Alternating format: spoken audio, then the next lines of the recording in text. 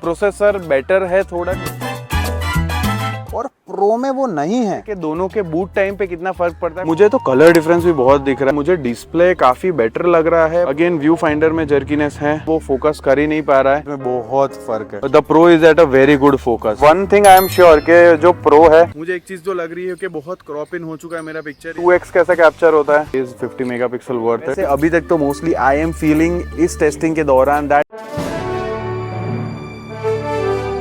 Hello everyone, we are back again at the amazing location of Kakaria in Ahmedabad and we are back again with the new phone V27 and V27 Pro। ये दोनों phones इतने identical है कि इनको differentiate करने के लिए मैं प्रो वाले मॉडल पे एक स्टिकी नोट लगा दूंगा। तो पूरे वीडियो में आपको कंफ्यूजन ना हो कि प्रो वाला मॉडल कौन सा है when I am shooting it. ये लोकेशन फ्रेंड्स या फैमिलीज के साथ विजिट करने के लिए बहुत अच्छी रहेगी क्योंकि यहाँ पे अमेजिंग लेक है, बहुत सारी अच्छी अच्छी राइड्स है और यहाँ पे जू तो है ही। और जिन जिनको पता है वो नीचे कमेंट बॉक्स में बताइए कि कौन सी ब्रांड का लोगो इस लेक से इंस्पायर्ड है।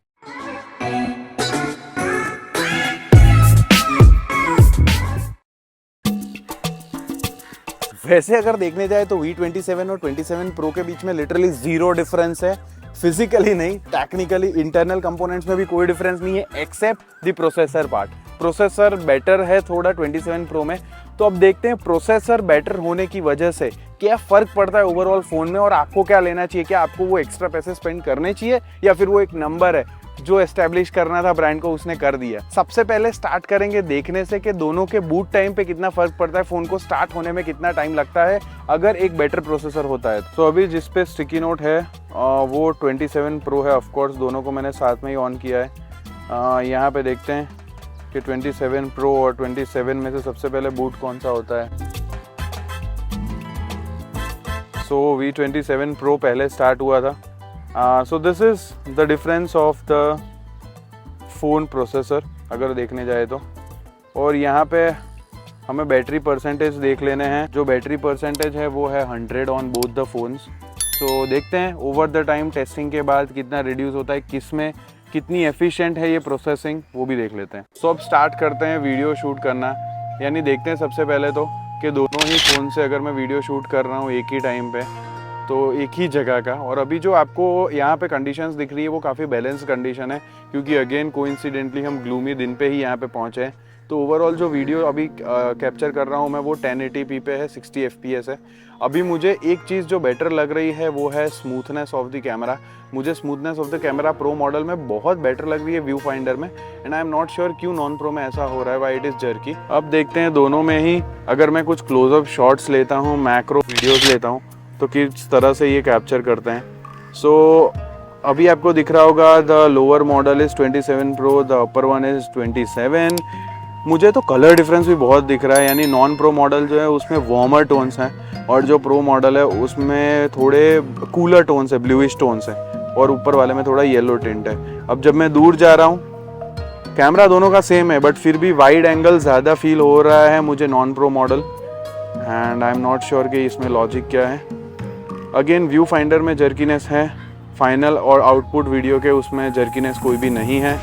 सो यहाँ पे आपको दिख रही होगी अमेजिंग मंकी फैमिली। तो यहाँ पे मैं नोटिस कर रहा था जब मैं कैमरा के सेटिंग्स को चेक कर रहा था तो 27 Pro जो है उसके कैमरा सेटिंग्स में जब भी मैं एंटर करता हूँ तो नॉन प्रो मॉडल में मुझे यहाँ पे दिख रहा है कि मोशन ऑटो फोकस का इन्होंने ऑप्शन दिया हुआ है, यानी जब भी आप कोई भी रियल टाइम में चेंजेस होंगे तो वो चेक कर पाएगा मोशन को और उस हिसाब से कैप्चर करेगा ताकि ब्लर फोटोज़ ना आए जब मोशन वाले फोटोज़ को क्लिक करो।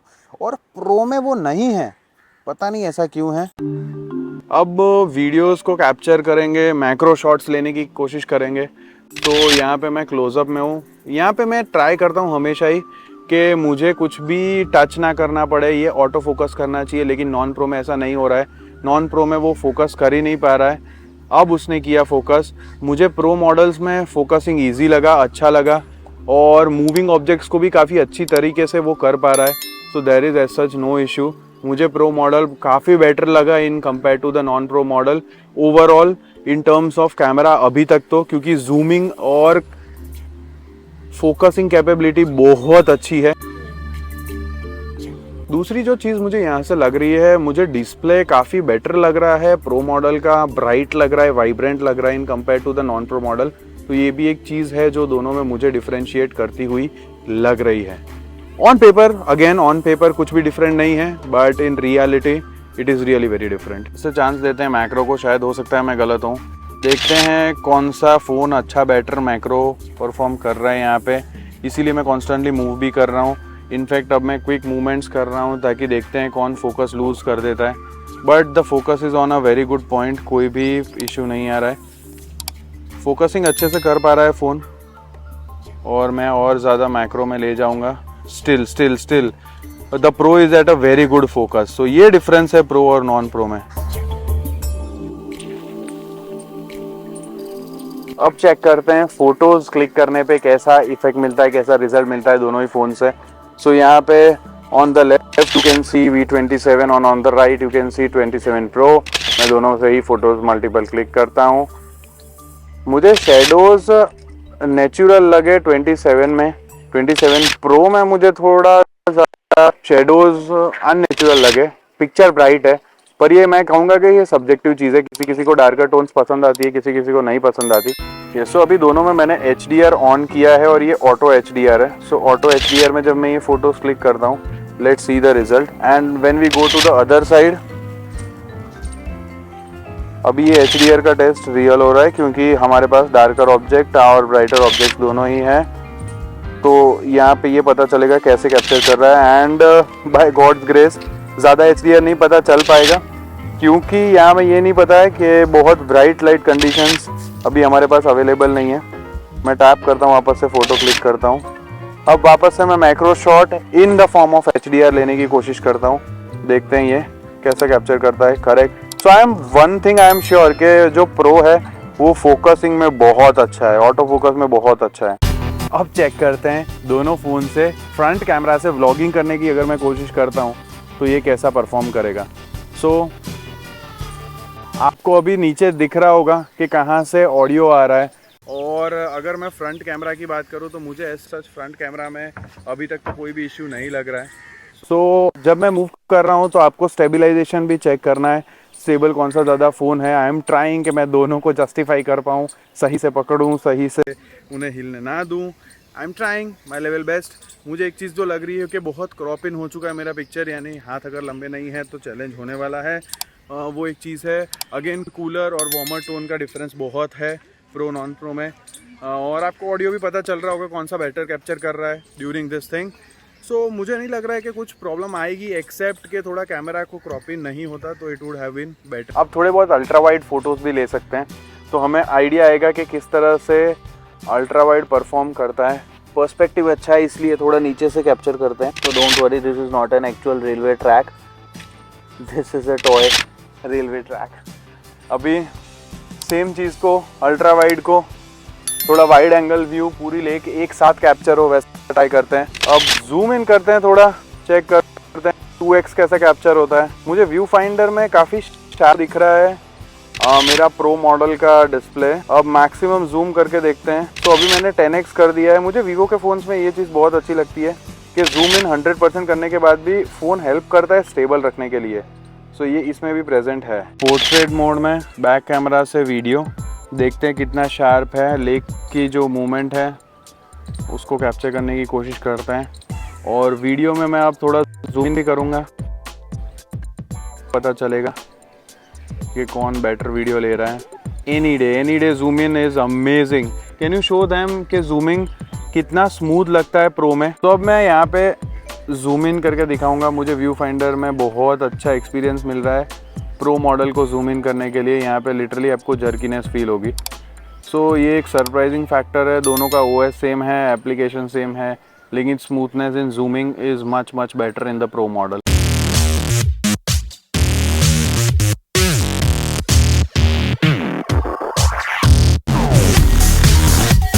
और आपको पता ही होगा कि सबसे बेस्ट रिटेलर इस प्रोडक्ट को बाय करने के लिए कौन सा रहेगा, फ़ोन वाले, जिसे आप जानते होंगे as an India tech partner.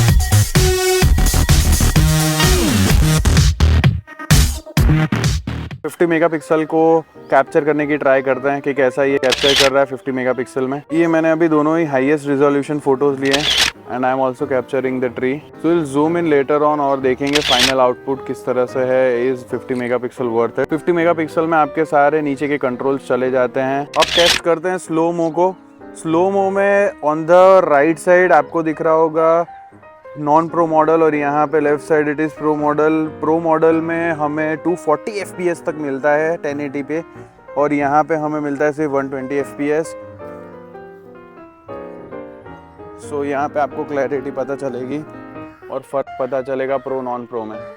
अब चेक करते हैं फ्रंट से नॉर्मल फ़ोटोज़ कैसे क्लिक करने वाले हैं। तो पहले तो मैं HDR टेस्ट करने के लिए इस तरह से क्लिक कर रहा हूँ। अब मैं थोड़े बहुत पोर्ट्रेट क्लिक करता हूँ ताकि आपको बैकग्राउंड बोके मिले। यहाँ पे आपको क्लियरली दिख रहा है कि जो प्रो मॉडल है वो कितना अच्छा प्रोसेसिंग कर रहा है, वो शेडोज़ को रिमूव कर रहा है। तो ये फ़र्क रहेगा। कैमरा में ऑन स्पेसिफिकेशन कोई फ़र्क नहीं है, लेकिन परफॉर्मेंस में बहुत फ़र्क है। एक और चीज़ जो आपको नोटिस करवानी थी, यानी आप जब भी नॉन प्रो और प्रो में डिफरेंस देखोगे तो यहाँ पे जैसे ही मैं 4K 60 FPS कर पा रहा हूँ, यहाँ पे मैं 4K करके 60 FPS नहीं कर पाऊँगा। 60 FPS करते ही वो 1080p पे चला जाएगा। यहाँ पे मुझे जो सेटिंग चाहिए, मुझे सारे सेटिंग्स अवेलेबल मिल रहे हैं, यहाँ पे ऐसा नहीं है। सो ये एक डिफरेंस है जो आपको नोटिस होगा। अगर आपको 4K 60 FPS पे वीडियो लेना है तो वो पॉसिबल नहीं है नॉन प्रो मॉडल में। यहाँ पे जब भी हम टेस्ट कर रहे हैं तो यहाँ पे हमें दिख रहा है कि स्टेडी फेस जो है वो अभी मैंने ऑन नहीं किया है, वीवो का जो प्रोप्राइटरी है। अभी हम नॉर्मल में ही रन करते हैं और देखते हैं कि किस तरह से ये चीज़ों को स्टेबलाइज करता है।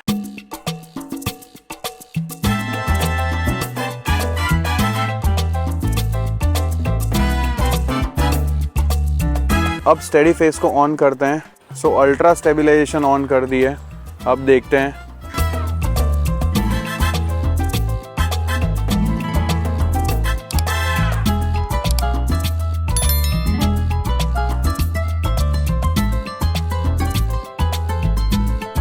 दोनों ही फ़ोन्स में एज सच मुझे कुछ स्टेबलाइजेशन में इशू नहीं लगा।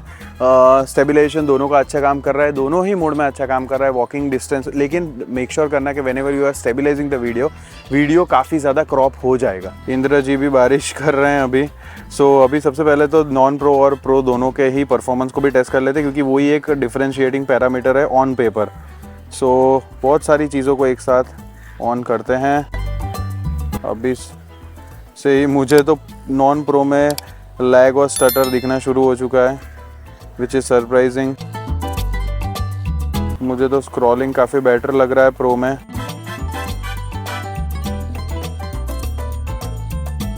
सो अभी से ही आई कैन तो जज and tell you guys that pro is performing better. मुझे कोई भी स्टटरनेस या लेगीनेस प्रो में नहीं दिख रही है। इनफैक्ट मुझे नॉन प्रो में ऑलरेडी फील हो रहा है। I am getting that vibe. So ये एक चीज़ है जो अगर आप एक्स्ट्रा बक्स थोड़े स्पेंड कर सकते हैं तो इन गो फॉर प्रो। अभी तो मेरा जजमेंट यही कह रहा है एंड आई एम श्योर कि ये इंटेंशनली कुछ चीज़ें तो की गई है ताकि आप प्रो की तरफ बढ़ें। सो अभी almost we are ending the test of both the phones और यहाँ पे आप देख सकते हैं ऑलरेडी ब्राइटनेस को बहुत डिम करे जा रहा है फ़ोन अपने आप को बचाने के लिए। 11 बजे हैं, 11:07 हुई है दोनों फ़ोन्स में और बैटरी परसेंटेज नॉन प्रो में 87 है, प्रो में 84 है। सो एफिशिएंट ज़्यादा ऑफकोर्स एक नॉन प्रो मॉडल रहेगा, लेकिन कुछ ग्राउंड ब्रेकिंग डिफरेंस नहीं है। It is hardly 3%।